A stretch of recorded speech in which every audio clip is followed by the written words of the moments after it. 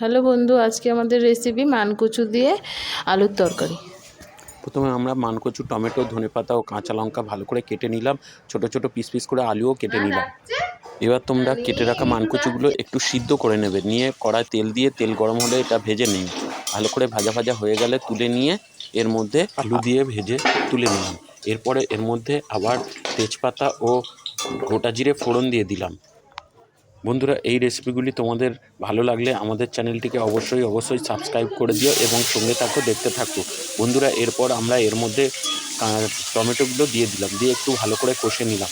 কষে নিয়ে যখন টমেটোগুলো একটু নরম মতন হয়ে এলো, আমাদের আগে থেকে ভেজে রাখা যে আলুগুলো ছিল সেগুলো আস্তে আস্তে এর মধ্যে একে একে সবটুকু দিয়ে দিলাম। যতটুকু পরিমাণে আমরা ভেজেছিলাম ততটাই দিয়ে ভালো করে নাড়তে থাকবো।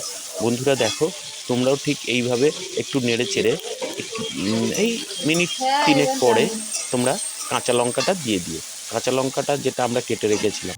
তারপরে বন্ধু, আমরা যে কচুগুলো ভেজে রেখেছিলাম সেই কচুগুলো এর মধ্যে দিয়ে দিলাম। দিয়ে একটু ভালো করে নেড়ে চেড়ে সমস্ত উপকরণের সঙ্গে ভালো করে মেশাতে থাকলাম। বন্ধুরা দেখো, তোমরাও এইভাবে মিশিয়ে নেওয়ার পরে এর মধ্যে আমরা আবার ধনের গুঁড়ো দিয়ে দিলাম।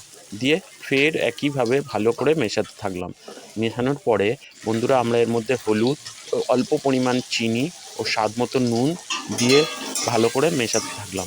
বন্ধুরা দেখো, এখানে তোমরা সামান্য একটু জল দিয়ে দিও।